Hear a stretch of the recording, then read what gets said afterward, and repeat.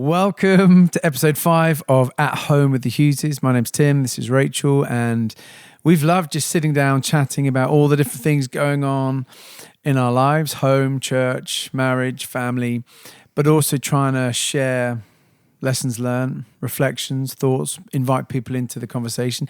If you've been listening and you've got questions, do message us, Instagram. I think I'm on Twitter still. I don't think I am. Do you do MySpace? You're probably on MySpace. Oh, please. Facebook. No, I don't do Facebook anymore. I don't. But email the church. There's a way. There's a way. Reach out. That's your challenge. Find a way if you've got a question. Our challenge is to make it maybe slightly easier for people to send questions in. But one of the things that we do, sometimes in conversation with one another, or, if it's sort of a team meeting with a few people, you can start by asking the question, what's your interference? Ooh. And essentially what that means is, what are some of the sort of the thoughts or the distractions or the worries or concerns that you've got that are sort of buzzing around your brain that you're bringing into the meeting that no one else in the room would be aware of?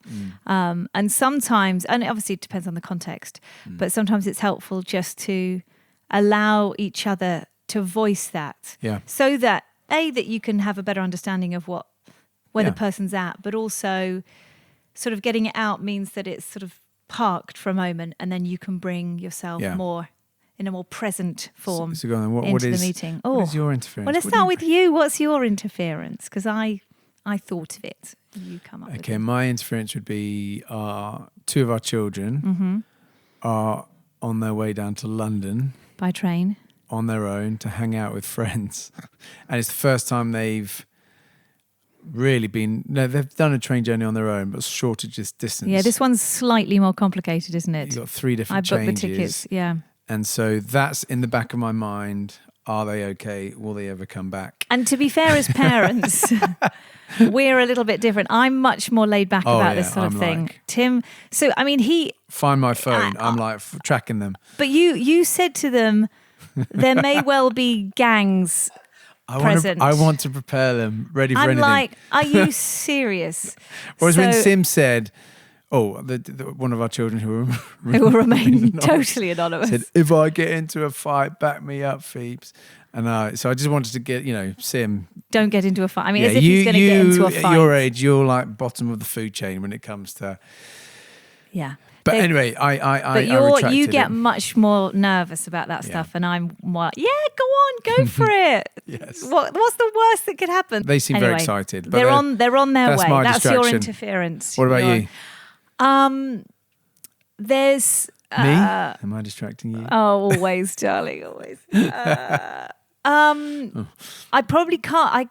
There's obviously we want to be honest and transparent in these conversations, but there's also aspects of our lives that you sometimes are way too honest, too much oversharing. So I can't overshare, but definitely there's a big decision that we've got to make at the moment that affects our sort of family life. And I can't really say too much about it. Cliffhanger. But now everyone's... You know what it is. No, but you're making it sound way bigger than... Well, it is We're big. Not considering... It's not a move. It's not a... we're not going... change. Yes. Well, anyway. Probably the less I say about it. Sheesh. Right. Let's quickly move on. That is in my head. This is always the problem when we have this conversation. I'll share something sort of fairly guarded and appropriate, and then Rach and the team are like... But that is the thing that's in my head. Spill your guts, and I'm like... That's the interference. There's a key phone call that I need to make. Yes, okay. And I'm just thinking I need to, pitch that phone call right. Yes. Brilliant. There we go. Cryptic. Well, we are sort of part 2 really of looking at leading yourself well. And last episode we were looking at in terms of some practices that can help us lead well around thanksgiving, truth, the word of God, and trust, surrender. Today we're going to look more at our devotional lives. And the practicalities of that. Yeah. So I love one of my favorite verses again when thinking about how we live well is Proverbs 4:23 that says, above all else, guard your heart, for everything you do flows from it. And so I think that's a really good verse in terms of framing this conversation, that actually when we're talking about devotional life, time with Jesus, being shaped and formed by him. You're looking at how we're guarding our hearts, how we're feeding our hearts, recognizing that everything we do, every choice we make, every attitude, every ambition, every decision is going to come from that place. Yep. Another verse I love, Colossians 3 verse 2, and this is the Message translation, says, don't shuffle along, eyes to the ground, absorb with the things right in front of you, look up and be alert to what is going on around Christ. That's where the action is. See things from his perspective. So that's why we believe, again, time in Jesus' presence, time in the Word, some certain practices, fasting, we can look at prayer, our solitude are really important to enable us not to get thrown around by the things right in front of us, these decisions you're trying to make, phone calls you've got to make, Cryptic decisions. kids lost somewhere down in London, but actually to see where the action is in Christ. I think it's important to name as well that there's been sort of, I'd say, culturally within Christendom, there's been... You're going to speak on behalf of Christendom. I am. The entire It's not stopped you in the global past. population. You're part of... No, not quite. But I think there has been a swing, hasn't there? Maybe over the last few decades, certainly since we've been alive, we've seen that swing. And What I think, swing? okay, all right, before you agree with me, I think when we were sort of first being formed as followers of Jesus, perhaps in our late teens, early 20s, more the early 20s for me, there was such an emphasis on grace. Right. And, relationship with God, and less of an emphasis on sort of spiritual practices or disciplines. And so And that may have been the context we grew up, so I wouldn't yeah, necessarily speak on behalf I of wasn't attempting Christendom. to. Okay, fine. But our experience. I would certainly say that there was a fear of religiosity. There was a fear of essentially these practices, these disciplines, prayer, studying the word, becoming religious activity, empty religious, becoming essentially legalism. That was it. That there was such an association with those things becoming sort of a legalism in our lives rather than something that brought about freedom. And I think probably historically there was a lot of legalism in the church. And it was all about having a set quiet time, and it had to be this long and this, and the swing was more towards no, it's grace. God loves you. It's a relationship. It's an overflow. And I think certainly we've seen a swing back, haven't we, to an emphasis on the spiritual practices, on being transformed to be like Christ through those spiritual practices. And again, the danger is we end up overemphasizing the practices, the disciplines, and not recognizing that they're purely vehicles. And I think, yet it's not throwing the baby out with the bathwater and saying, oh, do you know, I don't need to pray every day, or I don't need to read my Bible every day because it's just a relationship. It's like, no, we need discipline. Every relationship requires intentionality. I wonder if, because I actually think there's some of it's maybe personality type as well, rather than maybe a big swing. Well, I think maybe what we saw and we grew up in was a real move of the Spirit in terms of worship. Yeah.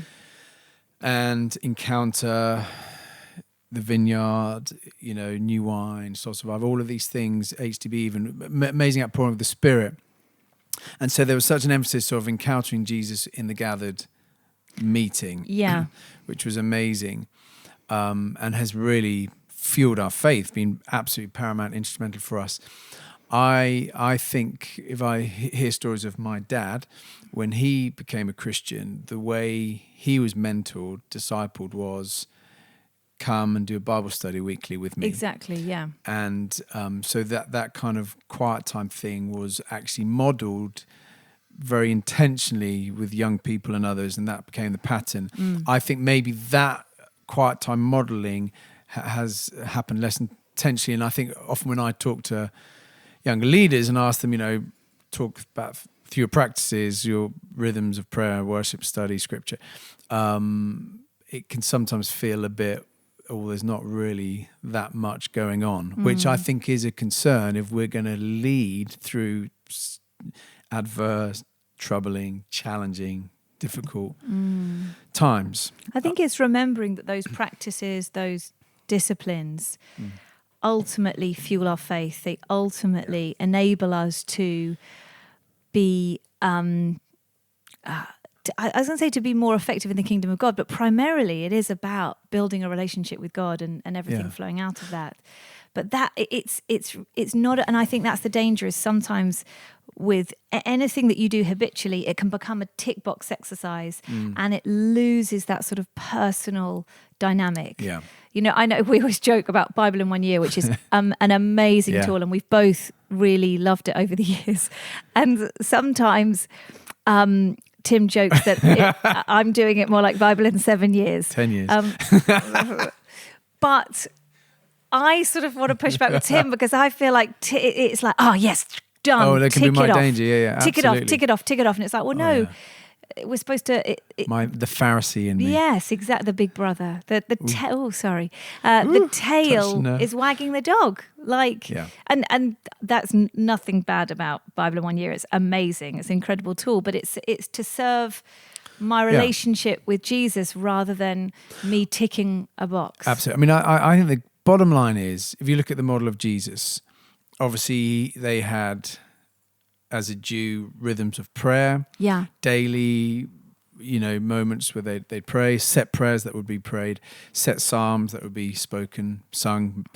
But then also we see moments where he'd regularly withdraw to be with his Father, praying up mountains, praying through the night on his own solitude. And that's where he got a sense of direction, vision, strength, resourcing to do all that he was called to do.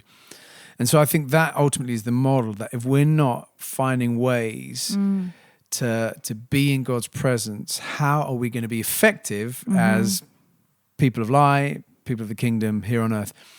And that to me is, again, the thing I always try and think through. And then also bringing in, we're all wired differently. Yeah. And I think that's really important. So I think that was the danger of this is how a quiet time looks. Could be disastrous for an extrovert. Yeah, I mean, honestly, sitting in a quiet room, staring at a candle. Sounds amazing.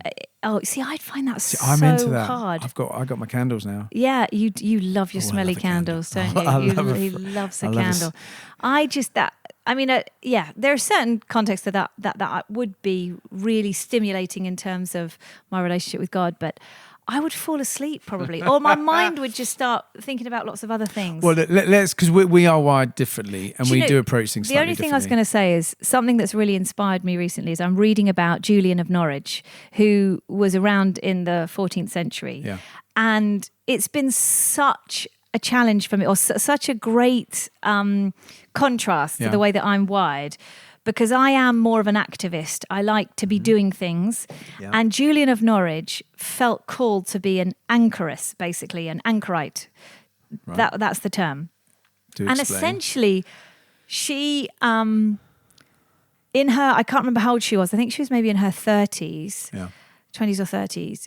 She felt this call to a total solitude, essentially like a hermit, and to pray, and then she did. People would come to her for wisdom and things, but the sort of the bishop in Norwich essentially ordained her for this role, and it's like a funeral service, right? And so they conduct this funeral service for her. She then is taken into this like cell essentially that's attached to the church, and then they brick up the door. Sheesh. And that's it. She doesn't leave for the rest of her life. She dies in there. Yeah, that's the call. Wow. Yeah, so she goes in there, and then she has like a maid who brings her all her food and empties her. If the door's bricked up, how do they get the food? Through it like a window. Through a window. I think you're focusing on the wrong things there, Charlie. But literally, she's cut off from the rest of the world, bar this window. Yeah. To live in this what are you trying to say? What I'm saying is, you want to be cut off? No, quite the opposite. What I'm saying is the very notion of that call is so alien to me, almost to the point where I'm like, really, like, is that a valid way to live our life? Now, I'm not suggesting for a minute that God may be calling anyone to do that. I don't think that practice exists now. But her life, we're still talking about her centuries later, because God actually gave her these incredible revelations. She's famous for saying, and all shall be well, and all she felt God speak to her and say, and all shall be well. And all shall be well, and all shall be well. Yeah. I'm sure you know that very famous quote, you darling. Keep quoting I do keep quoting me. it. I do keep quoting. I'm loving this book. But it's what her experience of following Jesus is such a far cry from mine, that I'm so predisposed to activism. Yeah. There's something about reading about her life where literally her life was prayer and devotion. So guess what you're saying is... Yes, tell me what I'm saying. No, I mean, if I can... Summarize. Decipher. No, but I think what I'm hearing is there's something around operating out of our wiring, and our who we are, but also constantly being open to challenge, to try new expressions or new ways of thinking that could also sharpen our spiritual edge. And also that I think we exist at a time and in a context, in a culture that is so predisposed to activism. Yeah. That the notion of devoting any more than, 30 minutes or whatever to prayer and stillness and worship is so alien. Yeah. And there's this woman from the 14th century or 15th century who dedicated her entire life to her deathbed purely. And of course there are, we know there are nuns and monks who do that similarly without needing to sort of brick themselves into a small room. But there's got to, I think what I'm saying is, even though, gosh, I'm not about to do what Julian of Norwich did, there's a balance to redress. And because I'm so predisposed to activism, the constant challenge for me, and this is what these practices do, they allow me to essentially lay down my activism.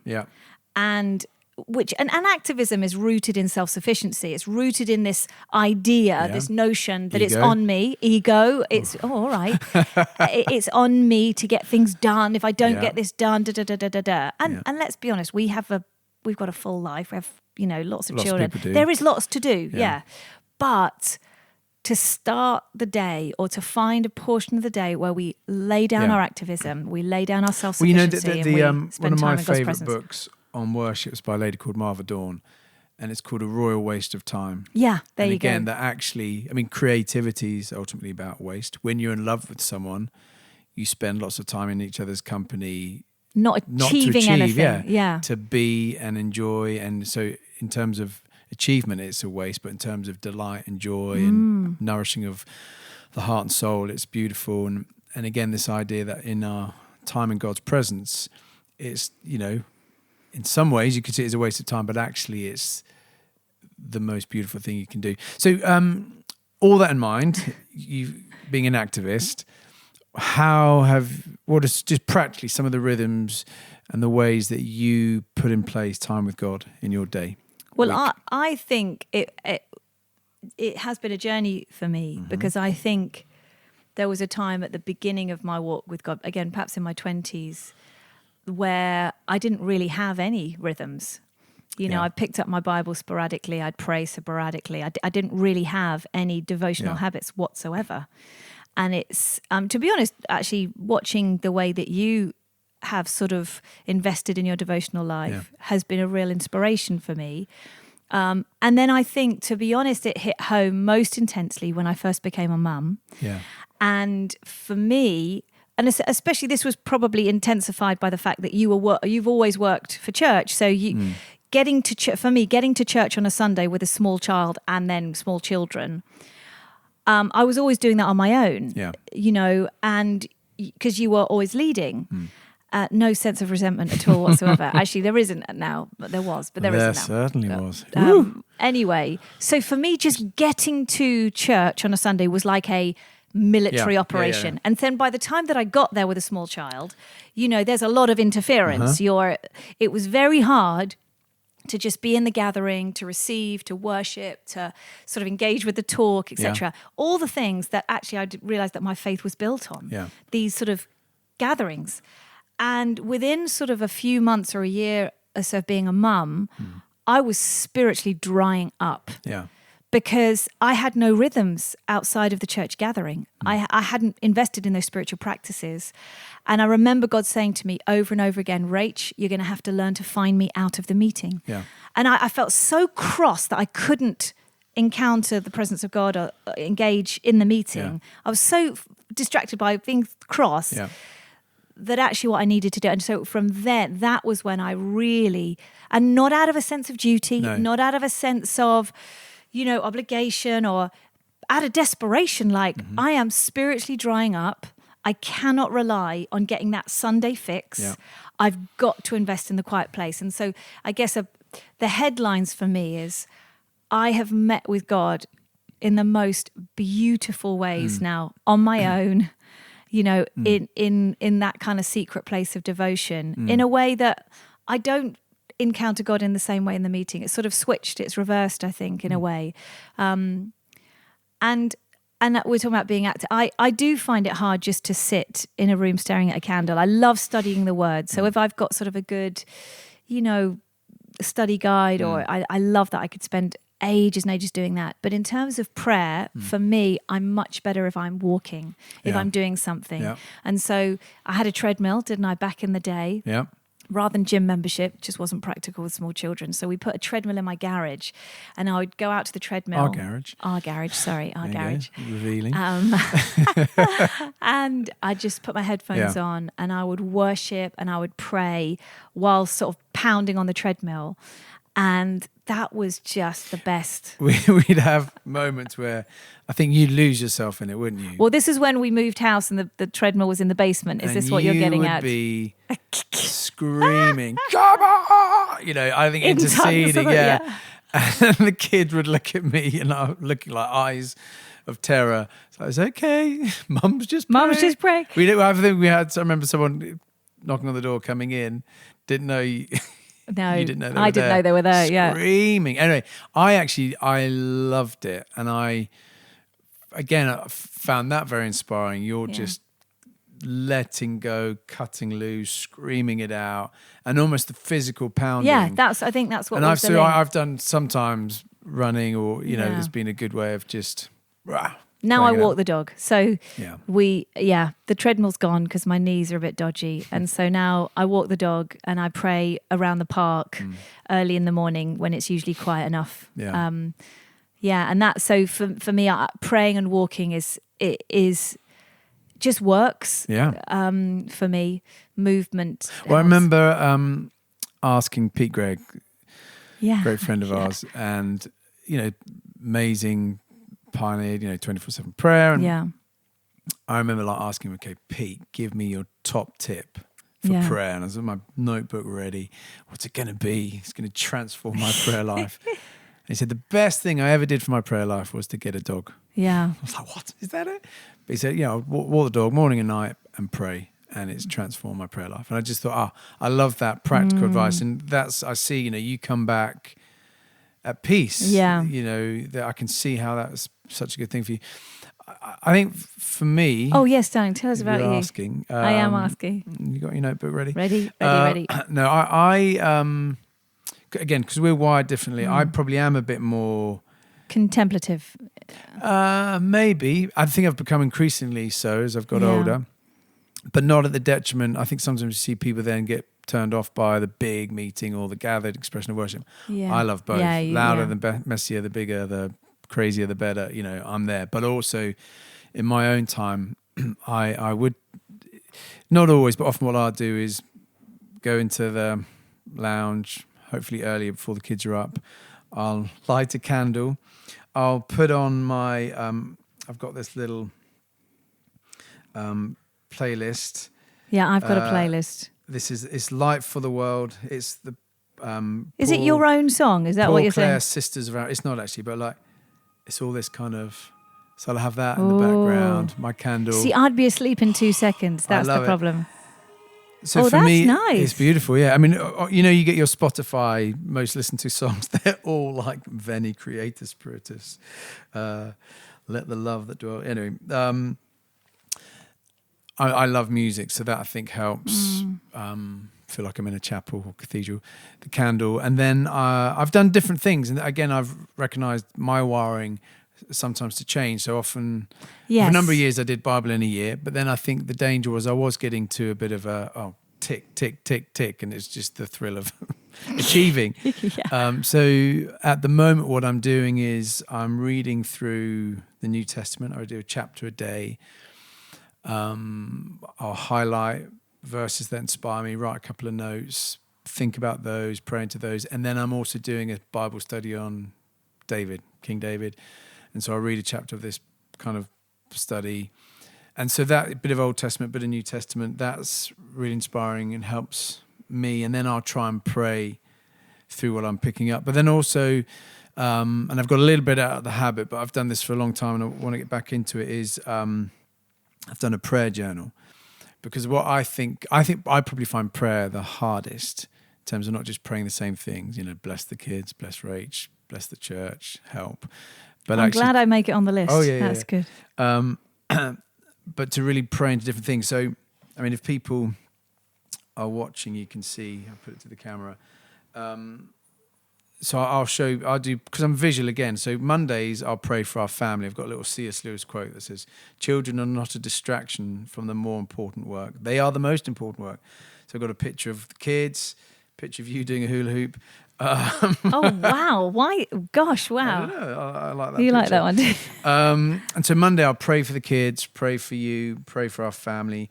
Tuesdays, I'll pray. Are you going to go through every day of the week? absolutely. Yeah, good. Just quickly. Okay, yes. Tuesdays, good. I'll pray for our staff team, Gastry, the church, God's blessing. You got on it. photos. Yeah. Then Wednesday, I'll pray for worship movement around the world that we long to see worship released, songs, creativity, encounter. Thursday, I'll pray for key friends, other people serving God, churches around the country and the world, pray for them. Friday, I'll pray for our wider family. Saturday will be a bit of a pray whatever, a bit more relaxed. And then Sunday, again, praying for church for the day ahead. I found that's helped me just broaden my prayers. Sometimes I find it helpful to walk around the house. Sometimes I find it helpful I've just started writing down some prayers in a journal just to keep stretching myself in how I pray. So that's kind of how I'll start each morning. I think it's helpful to say, and I think we might have mentioned this in a previous episode, that I think often these habits, these practices and disciplines are won and lost in the very practical. Yes. That we can have. I know there have been times where I've maybe gone to a conference or I've heard a talk and I've been like, so inspired. You're so inspired. Right, I'm going to start praying like 3 hours a day, or I'm going to, fasting, we haven't talked about that. But, and then, Monday rolls around and nothing changes. And I think one of the big things for you and I is fighting in the practical for us to have that time of devotion each morning for both of us. And it is a nightmare, let's be honest. Like, as in, not it's a nightmare, but it requires for early morning with the school run logistics. I think we both recognise that we want that quiet time or that devotional time to happen in the morning, because for us, it just so the way we've sense. done it at the moment is you get up, take Putney for that's our dog. I'm for an a early walk. riser, so I don't mind getting up much earlier. And then come back and read your Bible and pray. So you've had that time while I'm getting the kids ready for breakfast. You then do the school run. Yeah. While you have your quiet time while I do the school time. And then we can be back ready to get in for first meetings. Yes. But we've had to work that practically. Oh, yeah. And it's changed, hasn't it? Over the years, over the months, it's changed depending on the demands of the season. And now we have 5 children that all need to be in 5 different places in the morning. And they need us present, before school. And so we don't want to compromise on their need for us in the morning. And so we found a way to do it. And so that would be my encouragement, is really think really, really practically. Find a time and stick to it. And if it's not working anymore, don't throw, don't abandon it. Find a new time. Fight it. So often it's a fight. You have to be intentional and make a choice and make sacrifice. And it might be that this part of the sacrifice is you have to get up earlier. Yeah, that's just the deal. The thinking beyond maybe the daily. Yeah. Some other rhythms. we'll try maybe different. I probably do this a bit more, but I think you'd love it as well. It's sometimes just getting away for 24 hours. Yeah. I'm in a season where it hasn't been hugely practical to do that. Where you can concentrate the time to walk. I mean, I've found this amazing shepherd's hut. I know, you love your shepherd's hut, in don't the you? Malvern Hills. And I go to the shepherd's hut, take my guitar. They leave you all these like sausages and eggs and it's like you get the stove. You're going, easily pleased, aren't you? Amazing, it's amazing. And I'll go walking, take Putney, I'll worship with the guitar, I'll read, I'll pray. Do you know one of the best like retreat days that I had is expensive spa? I went Yes. for a spa day. Now that's obviously not something that is sustainable regularly, but maybe once a year. Yeah. And my sister had said to me, you know, she'd started doing her retreat days at the spa, and I was like, what? No, come on. Julian of Norwich wouldn't do that. That's true. I bet Julian Norwich, she probably doesn't have like a sauna in her little room. No, she definitely didn't. Anyway, but I love being warm, and you know what? Often like retreat places are really cold, and I find that so distracting. Yeah. And you know, midweek at a spa it was quiet, and I'm quite good at shutting out distractions. Did you go on your own again? Yeah, I went on my own. And so I got there in the morning. I did, treated myself to sort of half an hour in the steam room or whatever, and then plonked myself down on a sun lounger away from other people, got my Bible out, got my, my study journal out, got my journal out, and I just had the best time with the Lord. And it was physically really unwinding. I mean, our lives move at a pace, and being in that warm environment was you see, just this is the point, isn't amazing. it? Of understanding ourselves and our wirings, and where we'll find a good, conducive space to be with God. That's the key. Where's the spaces where we can encounter and meet with God? And I think that's yours as a spa. And I'm struggling to find another example of that in the scripture. The golf course. I think it's amazing. That's a good equivalent. Yeah. Well, for me, I will. If I'm playing on my own, sometimes I will pray. Or will you be thinking sometimes about your again? game? Other times I've gone through moments where if I'm driving in the car, I'll try and pray in tongues. Yeah.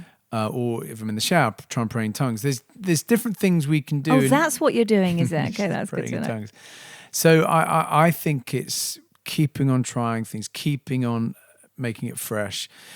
So, but I think over the course of a year, moments and times to get away for longer than like a half hour is really important. The other thing I'd say, let's talk about the discipline of fasting, because we both practice. Most Tuesdays each week we'll fast. I'll try throughout the year sometimes to do a more extended fast.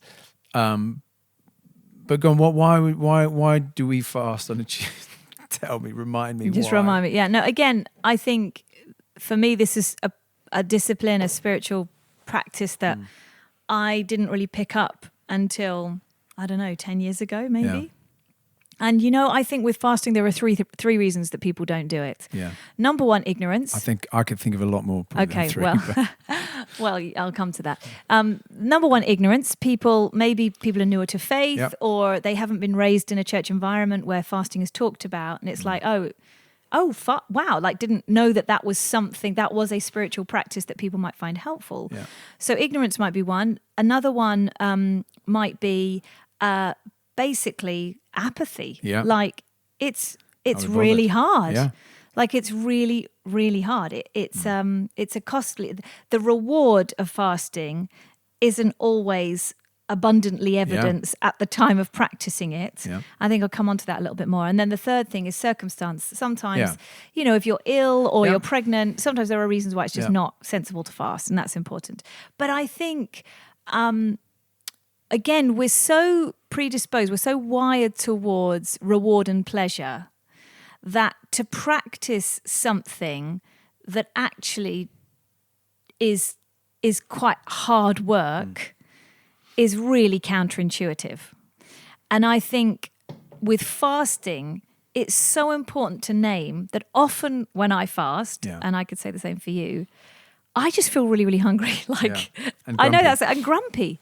What happens is when you fast, and this is, I think, why it's also important to practice. Often a lot of the rubbish inside sort of comes to the surface.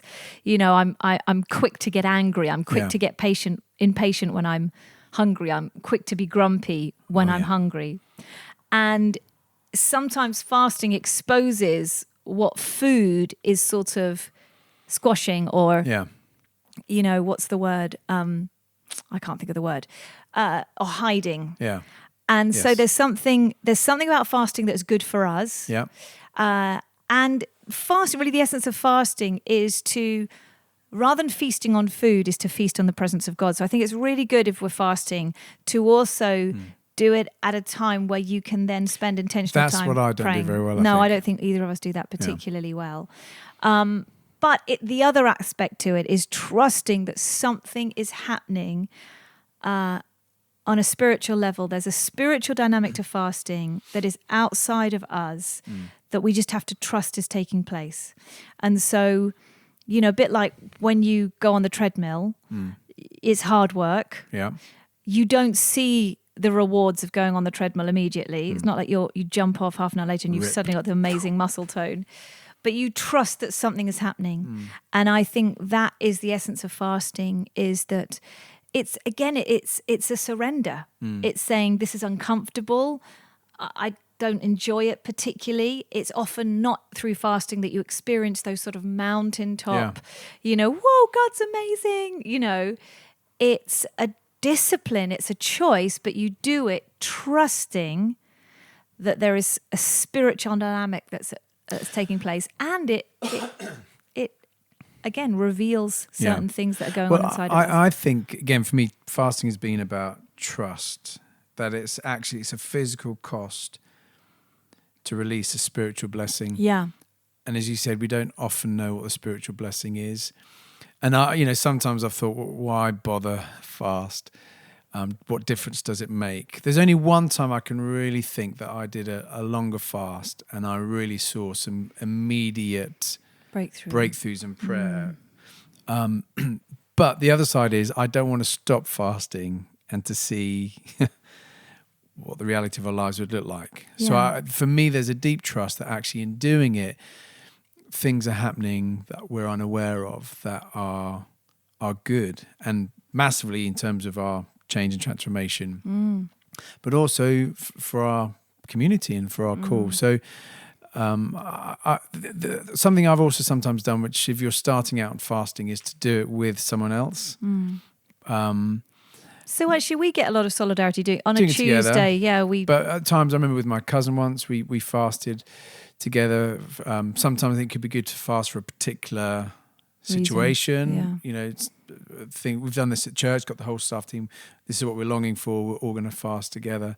I think it's an important discipline that we want to and I think one very basic thing for me is throughout that day, every time I feel that hunger pang, it's turning that to prayer. And so throughout the day, I'm saying, God, increase my hunger for you.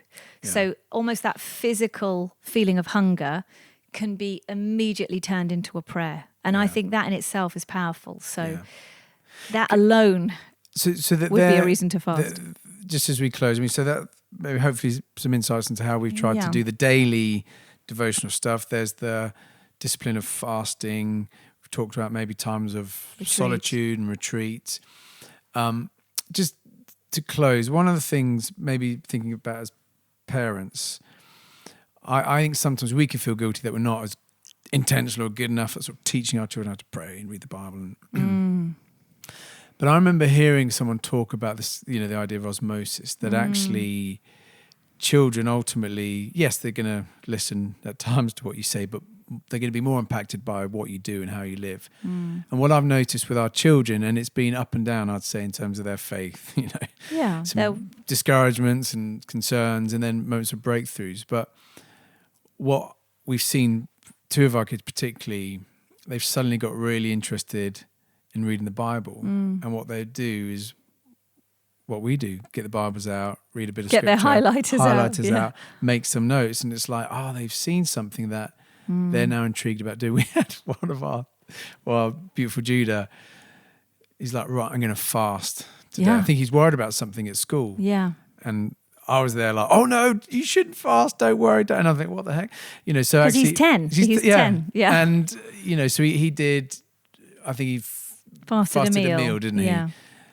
And again, no one had told him. In fact, I was almost dissuading him. But he's seen something, hasn't he? Yeah. And so I think it's like a divine tool, isn't it? He's like, I'm picking up this divine tool. But I think that's encouraged me. Yeah. That actually, as a parent, there's lots of things I feel bad about that I don't do well. But actually, the trust that, and we need to grow in that. But actually, that children do see, and hopefully. They see us prioritizing it, don't they? Yeah, and hopefully that then inspires them at times to practice. Anyway. It's good. Hope some of that is helpful. Thanks for listening. Do check out other episodes of the At Home with the Hughes podcast. And if you've got questions, you can DM. This is what we've worked out how to do. You can DM us on Instagram. We both have Instagrams. Yeah. I'm REM Hughes 78, I think. I don't know. You're T Hughes 77, possibly. Hughes 77, yeah. We're there somewhere on the gram. DM us if you've got any questions and we'll try and answer them. Thanks so much.